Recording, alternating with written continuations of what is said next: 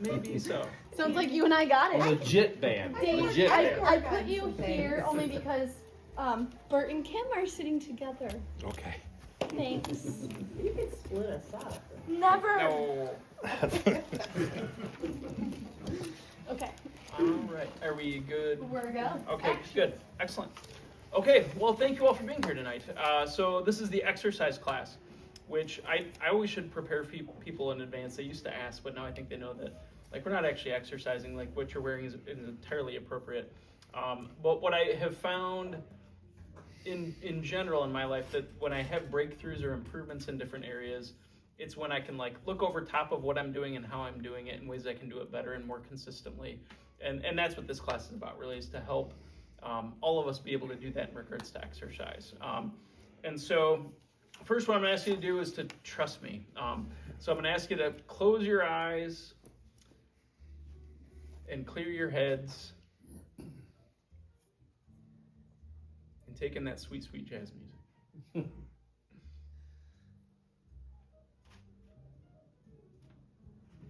All right, now some of you might be closer to this than others, or some of you might be right in the thick of it, but I want you to imagine your perfect day in your retirement.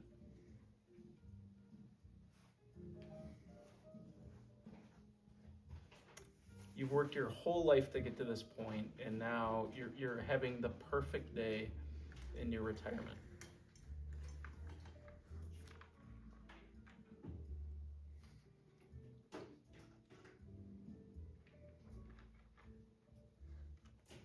And I want you to really like imagine the specifics. So what do you look like?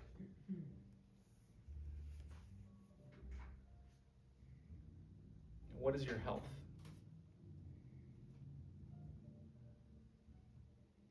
How active are you?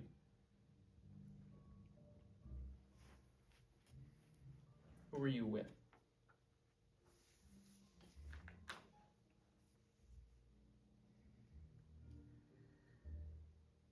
What do you do throughout the day?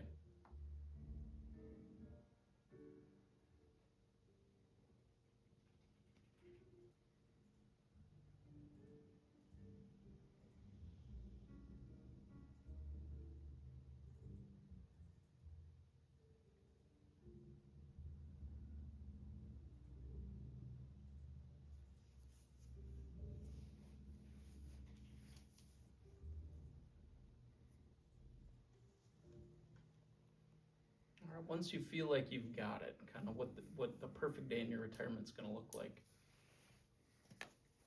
I want you to open your eyes.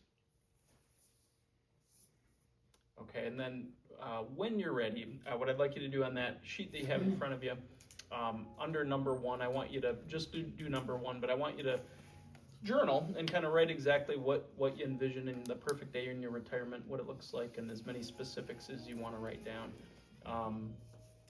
And again, once you're done, you can, like in kindergarten, you can kind of raise your head and let me know you're done.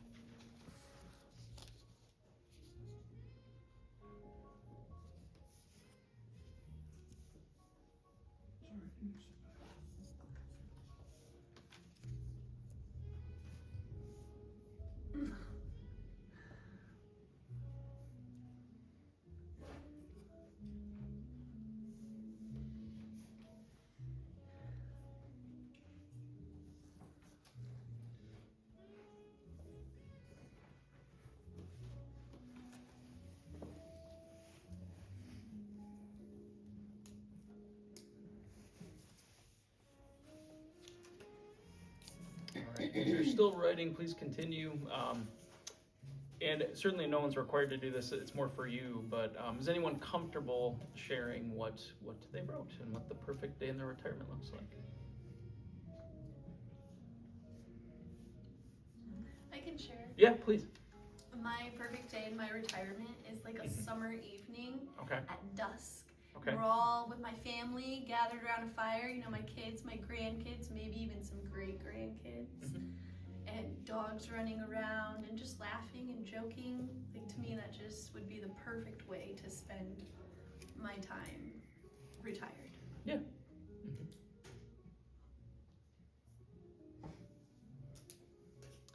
I can share. Sure. Wake up feeling energized. Uh-huh. Walk our dogs with my husband. Mhm. Maybe attending some sort of activity, whether it's my workout class, maybe it's going golfing, whatever it is, the activity for the day. Mindfully prepping lunch and dinner.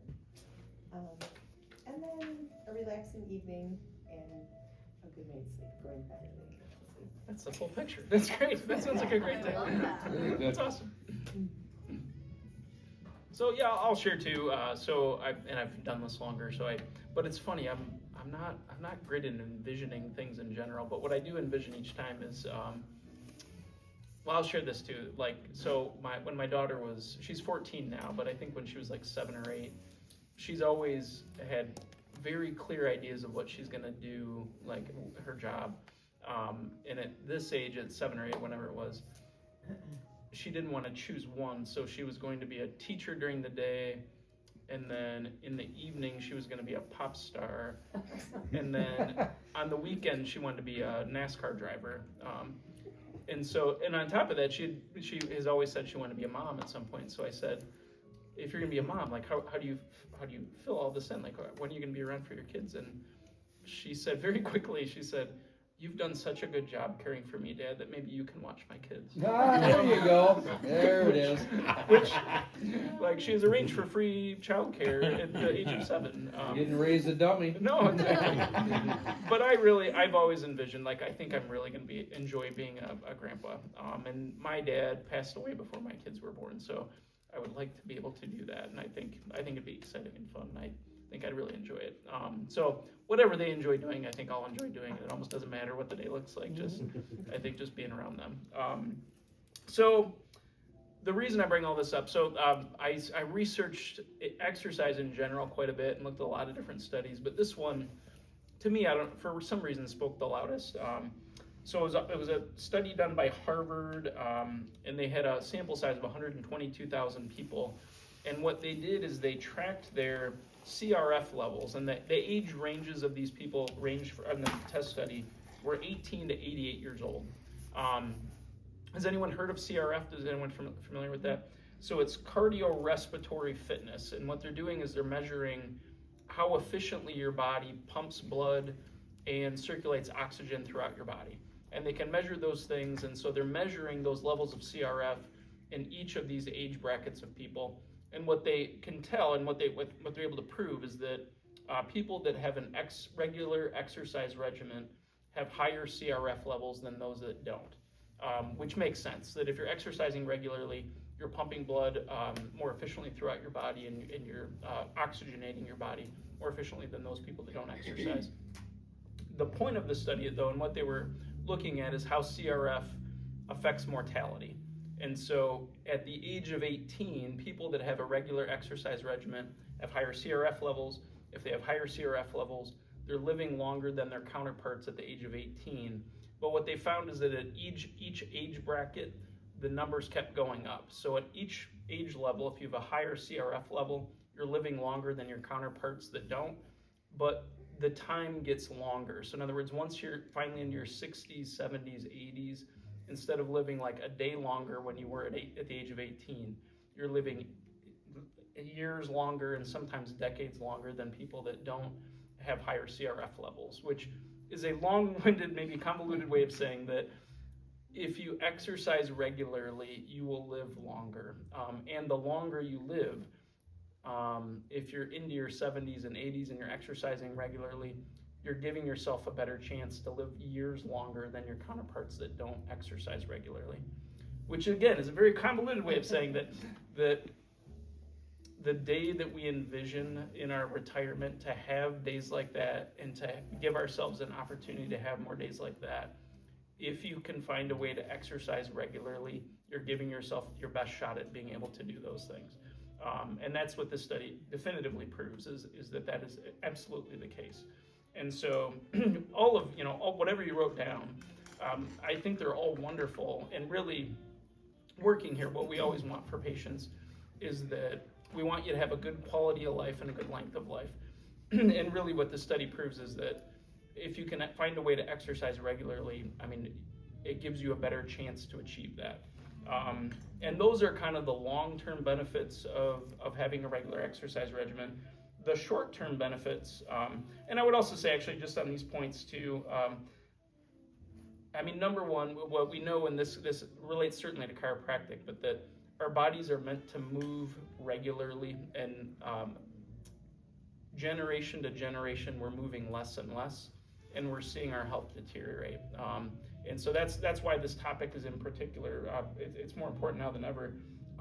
I often get from patients like, well, because we'll have you rate your exercise, when we're doing re-exams, and people will often say to me, I just don't exercise. That's not, it's just not something I do. Your body doesn't agree with you. Your body needs the exercise whether you think you exercise or don't. And that's what the study proves as well, is that your opinions on exercises are almost irrelevant, because it's what your body ultimately needs. And especially if you want to age well and have a good quality of life, ultimately your opinions are irrelevant. It's just what your body needs. And I don't mean to be the bad guy in this one, it's just what the studies prove, really. And so those are the long-term benefits. The short-term benefits, through research, and probably none of these are surprising, but people that exercise regularly report improvements to their cognitive skills, reductions in anxiety, and less likelihood of depression, and it boosts your self-esteem. And that's more short-term benefits that people very quickly realize with exercise.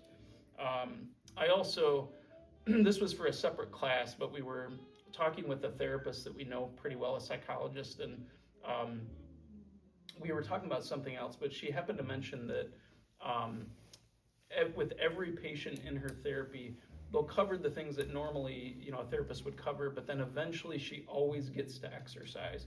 And she says that there is an absolute link with her patients that if they have a regular exercise regimen, they handle stress better than those people that don't. And so eventually she always has to get to exercise, even though that's not the direct topic that necessarily her patients are wanting to discuss, that it's something she can't avoid, that if she wants to help her patients, they need to be exercising regularly.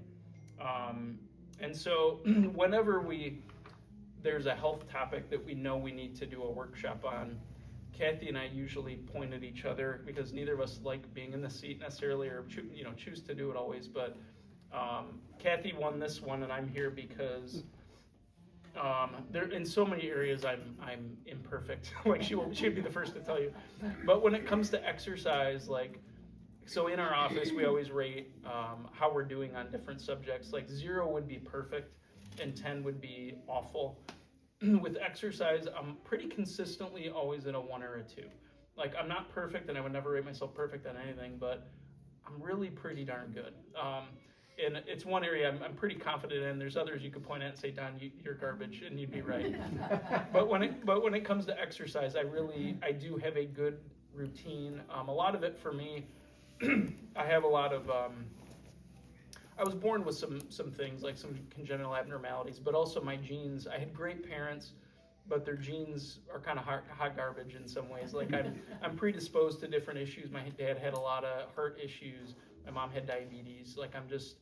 And it doesn't guarantee anything, but it does make me more predisposed to things where I have to take good care of myself again if I want to be a grandpa.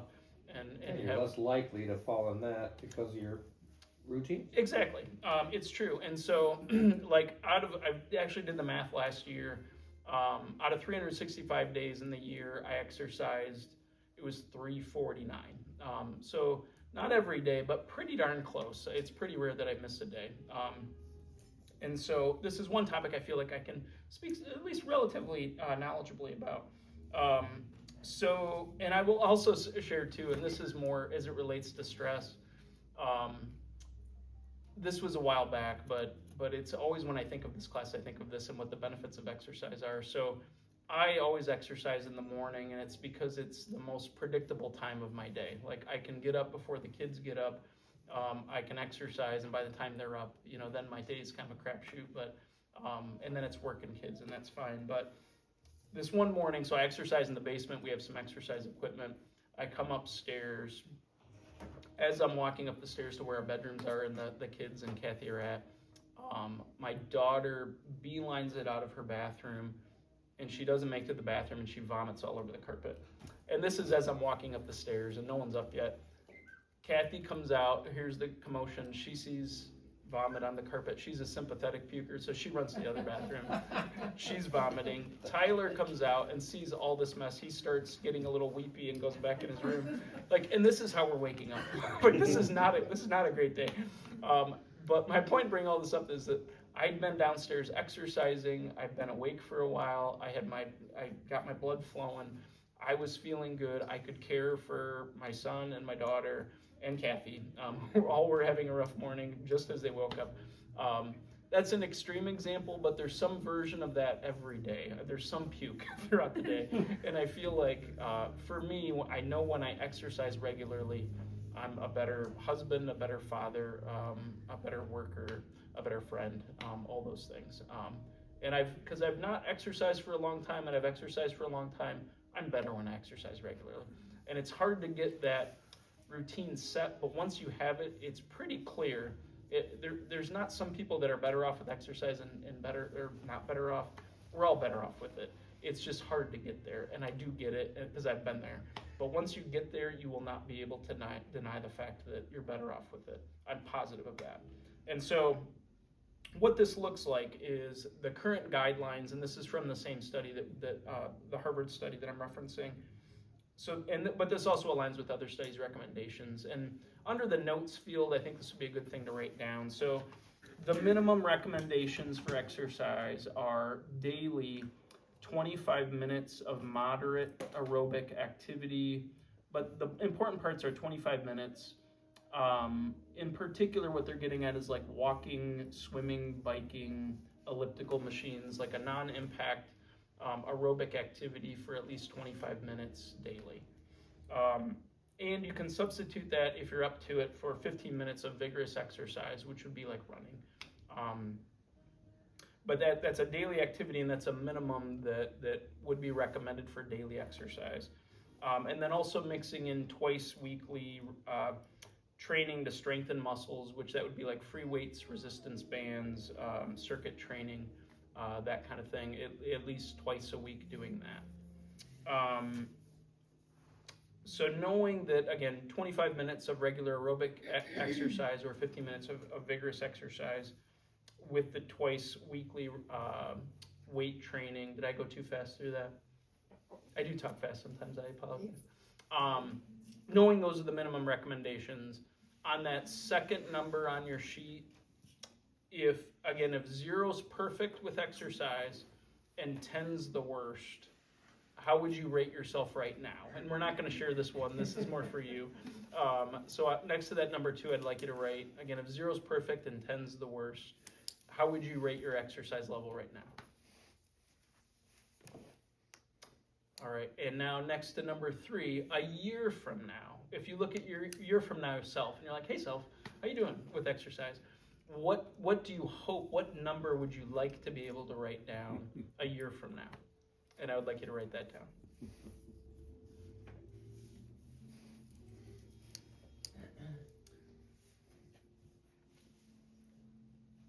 So to get to that number, I'm hoping we all went in the right direction, that we were closer to 0. To get to that number, when do we need to start making changes and making improvements to get there? Like ASAP, right? Let's go. Let's go for a walk. Everybody. No, it's true. I mean, the sooner the better. I mean, it's the truth. Is that, but and here's the thing: is that a year from now, if you talk to, hey self, like how are we doing with that number I just wrote down? Your likelihood of being successful are going to come down to 2 things. one is motivation, and motivation is a fickle thing. Like, because what I find with most people, at least, that like some days your motivation's up here, and I hope after a class like this, like it at least has gone up somewhat.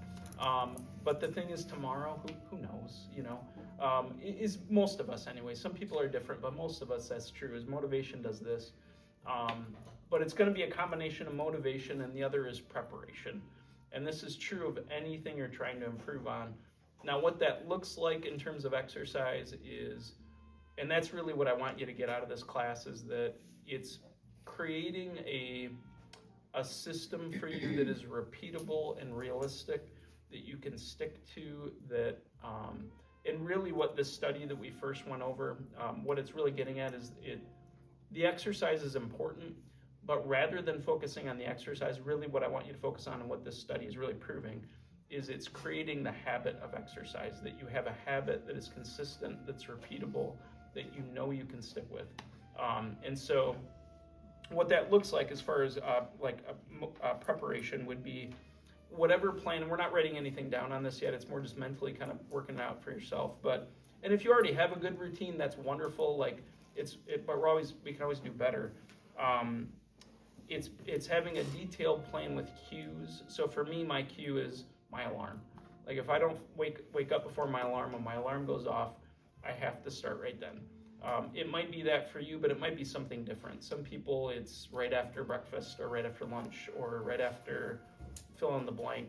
But there has to be a consistent cue that you're doing it after those things. If it's just, I'll find the time to go do it, you won't.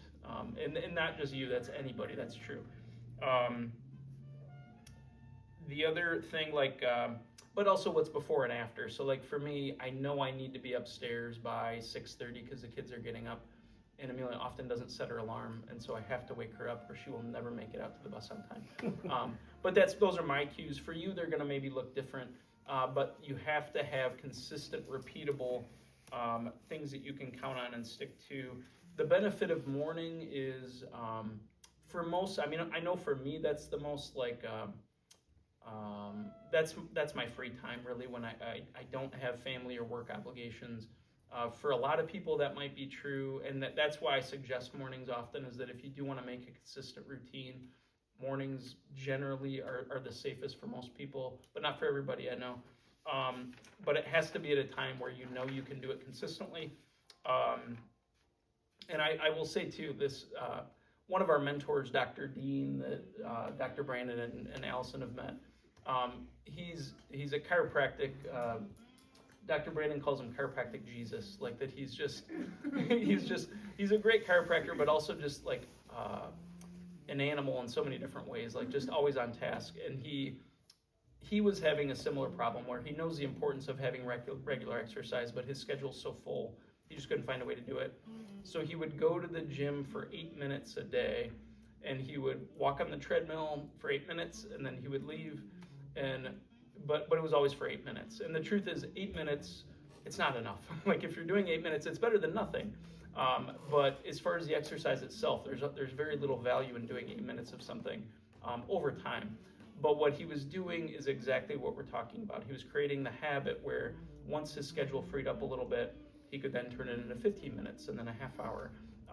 And I want you to use that principle with any changes that you're thinking about making.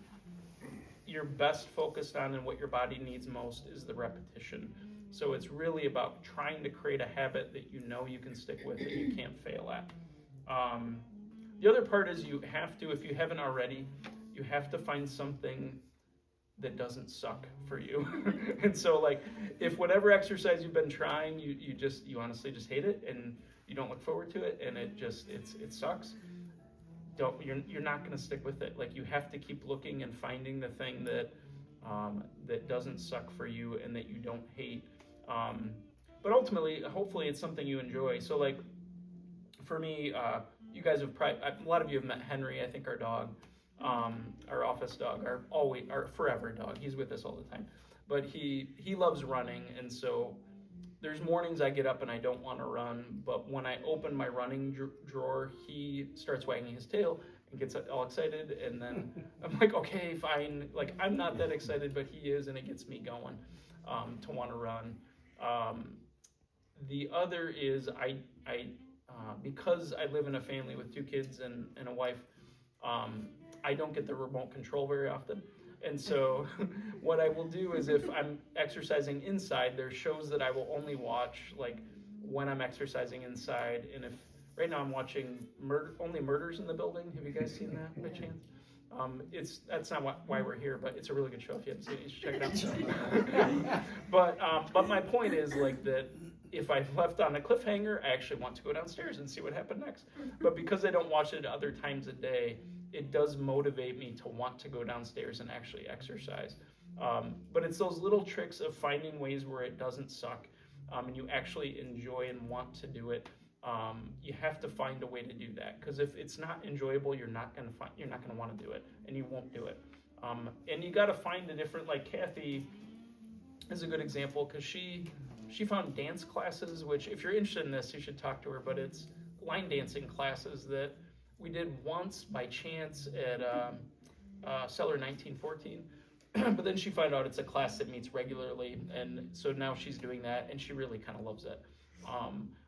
I don't go there. That would not be my thing. But the point is to find your thing and find something that doesn't suck and that you enjoy doing, or at least can tolerate doing, where you're not avoiding it. So in a moment, and we're not doing this very second, but I want to more talk through, in a moment what we're going to write on number 4 is an exercise routine that you actually want to do. And I want you to, in the back of your head, and we're not writing it yet, but more keep in mind the 8-minute rule, like I mentioned, that the important part in what your body really needs is the rhythm and repetition of exercise. And so even if you're not starting out with the goals we talked about, like the 15 minutes and or 25 minutes of total time, if you're not ready for that, that's fine. But whatever you're committing to, the important part that for you is that you know it's something you can't fail at. And whatever you're writing down, if you're ready to do this, and if you're not, that's okay too. But what your body needs is regular routine exercise.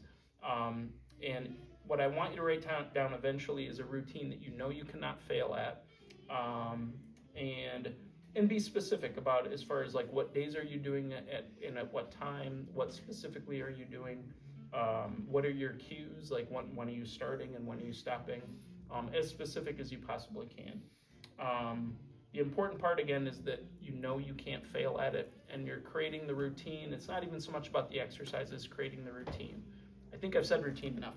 So if you're ready and if you have any questions, that's great. But what I want you to do now, if you're inspired to do so, is under number 4, write a routine, an exercise routine that you would like to commit to that you know you cannot fail at. Again, with the emphasis being on creating the routine more than the exercise itself. My yoga instructor always says that the hardest part of doing yoga is showing up to the mat. Yeah. Yes, it's true. And I love that because, I'll tell myself that sometimes when I'm like lacking motivation. I'll be like, just show up. Because once you get there, you're like, all right, I I'm guess here I'll anyways. do a little something. Exactly. It's true.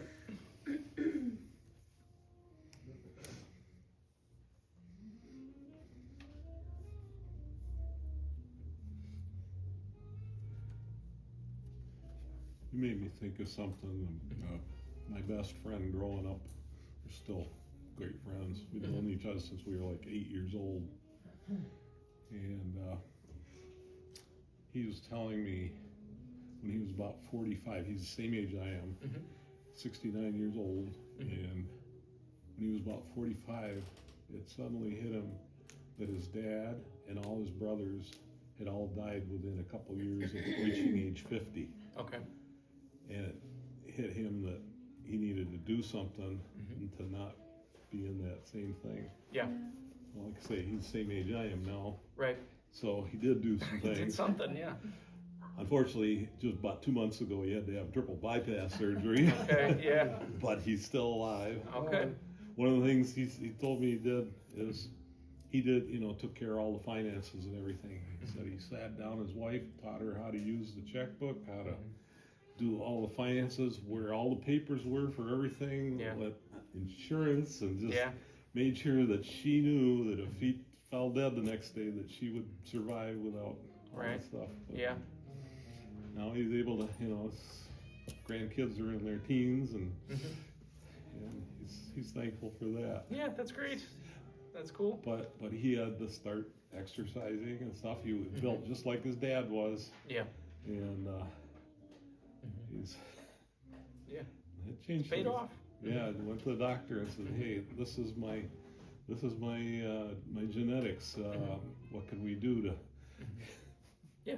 keep this from happening?" Absolutely. That's great. Yeah. Very good. Well, thank you all for coming tonight. And our next class is, it's a great one. It's led by Mary Pate, who's she's a health coach in the area. She's led a few other classes in her office. She's wonderful. It's a class on midlife momentum, which is nutrition and fitness for menopause, which we've never hosted the class before, but it's actually her specialty. It's what her degree's in, and so she's very knowledgeable in leading it. So if you're interested, we'd love to have you. So I'll be around after class if you have any questions or whatever. I'd be glad to help. Thank you for being here. Thank you, you. guys. You bet. Happy Thanksgiving. CRF, cardiorespiratory fitness.